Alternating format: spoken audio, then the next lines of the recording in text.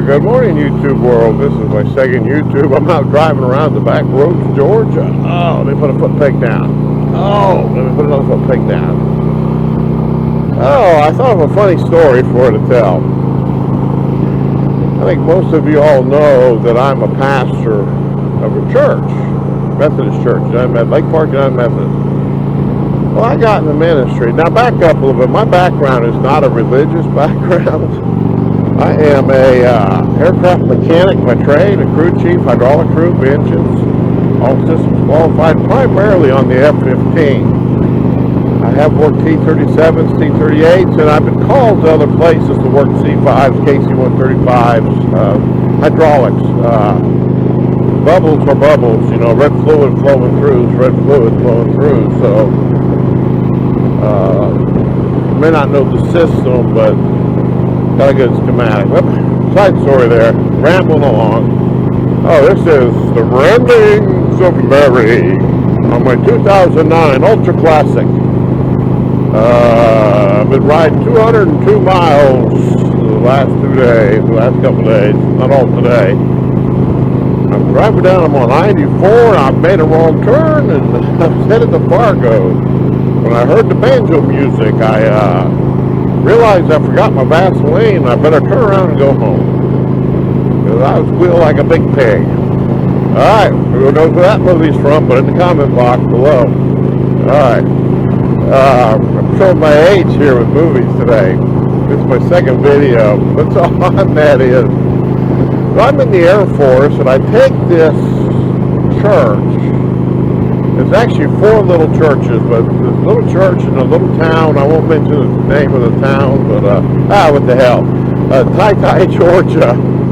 So it's Tye United Methodist Church, which was a really big church back in the day. There's about 10, 15 people. There's a lot of churches, especially Methodists, that have not kept up with the times and the things that are changing in the world, and they're dying. I mentioned the reason they're dying. And so we call it the Field of Grace. Well, I'm in this church, and it's doing pretty good. I've been preaching for a couple months. My wife played the piano, but for some reason, that particular Sunday, she was not there, and I had a lady from another church come in and play the piano. I cannot sing or play the piano. And so I'm there, but I got my little daughter, Hannah, my youngest, about 5 years old. She's about 5 or 6. She's with me on this trip. I don't remember. The wife and the other 2 kids were somewhere else. So I got the little daughter with me. And so she's sitting in the front row. And this is back at the age. This is back in the age where Dad could do no wrong. You remember those days when Dad was the hero? Well, we had an old man that started coming through the church. They couldn't hear, literally couldn't hear. So that was back in the day, Radio Shack. So I bought this system that you can plug into the microphone. And it was kind of a Bluetooth, I don't know, it wasn't really Bluetooth, but it was like 144 megahertz or something. But whatever it was, he could wear headphones. It was really for TV. He could wear headphones and hear the sermon. All he could hear was me speaking, because that's those headphones when they picked up. So I'm sitting there speaking. Now I feel bad about this, kind of. But this lady that probably weighed 400 to 500 pounds, we already sung the song, just starting the sermon. This lady that probably weighed 400 or 500 pounds, I kid you not, big little dress, come in and sit in the back pew, where there was no cushion on the back pew, just an old wooden pew. And nobody had sat on that pew probably for a decade or more. And when she sat down, it cracked. You hear the wood, you'll pop it, pop, it resettled.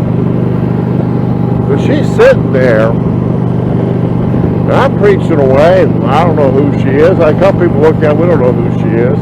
She starts rocking back and forth, and the pew is cracking back and forth. In fact, somebody popping her fingers. The pew, she's sitting right on the seam of the pew. And all of a sudden, she leans way over and passes gas. She farted, people. And on that pew, you'd have to be in an old church with a wood pew with no pad on it. it's like a drum playing. That thing, bro. And I stopped the sermon, kind of gathered my composure, trying not to laugh, and I could tell she turned a little red, and she rolls the other way and does it again, this time louder, real loud. And so I stopped the sermon again, and I'm trying not to laugh. I'm just really trying hard not to laugh. And so we're going along, and everybody stops, and everybody's kind of snickering a little bit. And the old man with the headphones on, well, my daughter says, "Dad, did you hear that lady?" I just blurted it out in church, and I'm like, "Yes, honey, I did. That's okay." And I'm trying not to laugh. I'm trying my best not to laugh. And the old man takes his headset off and says, "What'd you say, honey? I didn't hear you. What's going on?" And my daughter looked at him in full volume because she knew he was deaf. "That fat lady back there farted." I feel sorry for that lady. Holy crap. Everybody burst out laughing, and I got laughing so hard. Well, they added on sometime, I don't know why they did this, but they added on a long time ago a fellowship hall. But the door to get into the fellowship hall from inside the church was right behind the pulpit.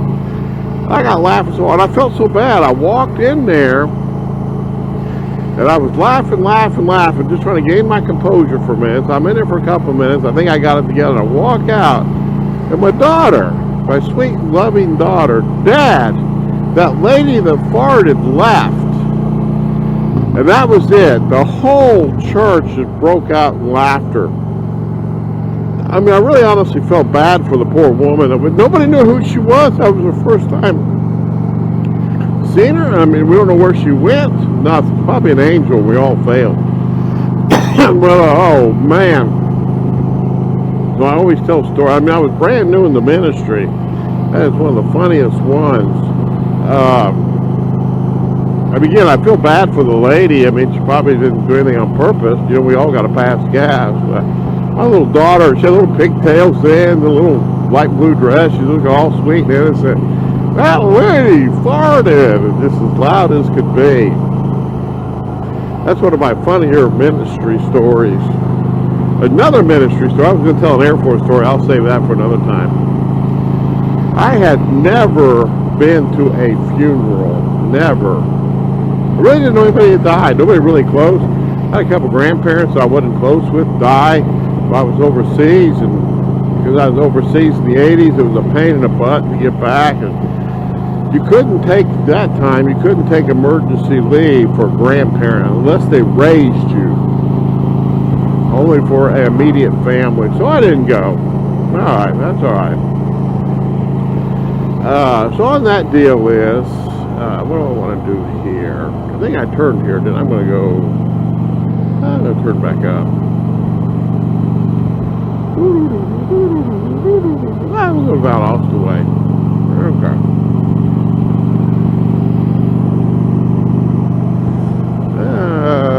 Hey, Morven. I used to have a church at Morven, Valdosta, 15 miles. Okay, there we go.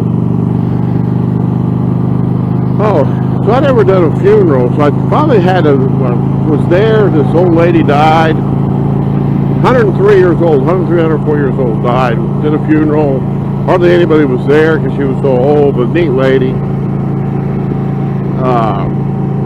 Did okay. The funeral home director, Joe Banks Funeral Home in Sylvester, helped me out, did a great job. It was fun. It wasn't fun, but it worked out well. And so I had a couple other people die. And so I'm out there one day, and they just send me, he calls me up and says, "Hey, I need a funeral for a person, a graveside funeral for a person. But I don't have a preacher. Can you come and do it?" Now, mind you, you do not need a preacher to do a funeral. Not like a wedding, where you need to have somebody that's certified to do a wedding. But funerals, you don't have to have anything. But the family like thing is good. They like to pay somebody. So yeah, they pay $100 for 20 minutes of work while I sit by a graveside, so I'm always up for that. And so I go, it's pouring down rain, I get to Joe Banks' funeral home, and of course I live in Valdosta, I'm about an hour away to begin with. So I got the directions there. I show up to a funeral, a graveside that they're waiting for me on, find out it's the wrong one. So the guy tells me, what we didn't know, what I didn't know, there was two gravesides going on at simultaneous in two different parts. These are back roads. Look where I'm at, and they all look the same. The guy gives me directions, so I get to the other one. Well, the funny thing was, actually, Joe Banks, somebody at Joe Banks' funeral home gave us both wrong directions. Some guy showed up to a graveside that he didn't know the people. I mean, if we'd have just known that and swapped the names, we'd have both been good. But I get there, it is January, and of course it's not that cold here in January. Pouring down rain. So I pull up, and the funeral home guy, he comes running up there, kind of has an umbrella, but it was not big enough for the two of us.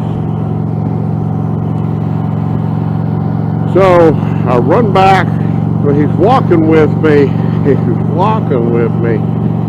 and of course the rain is just horrible. I got my, pass this guy. I'm not really in a hurry either, so we'll pass him. I can find my blinker there. I never did find it. Where'd that blinker go? There it is. Alright. I did find cruise control though. So on that deal is, I was hoping I wasn't police. We're doing about 13 miles over, but the Harley Davidson should be slow, you know. But so I'm walking along. I mean, it's pouring down rain. I'm trying to get to this tent, which is about 100 yards, 150 yards away. At the last second, this guy grabs me by my coat and just yanks me and causes me to fall down on the ground. Of course, it's wet, and I jump up, and I'm like, what the hell, buddy? It's just, they'd had another hole dug, and they put a piece of, they just put a piece of, artificial grass on it, so you really wouldn't notice. It was raining so hard I couldn't see it. I almost stepped in a hole and dropped about 8 feet down, so, yeah, the guy says, I'm sorry you fell on the ground, but he says, you would have hurt a lot worse if you fell into that hole, which was true. I'm not sure if the vault was down there yet or not, but, yeah, it was there. So, rather than that deal, that's two good funeral stories for you, or church stories for you. Funerals are always interesting. You meet people at the worst time of their life.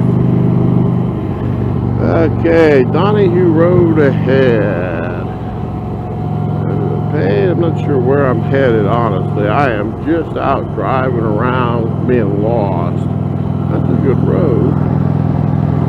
I'm not sure where that road goes. Somewhere up here I should find 84 and take a left.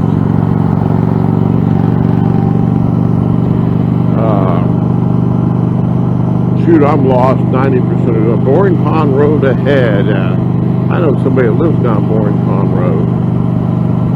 One of our church members does. So, but alright people, I have a video too, and I'll get them both out this week, probably at the same time. Alright y'all take care. You all be blessed. Ride safe. Bye.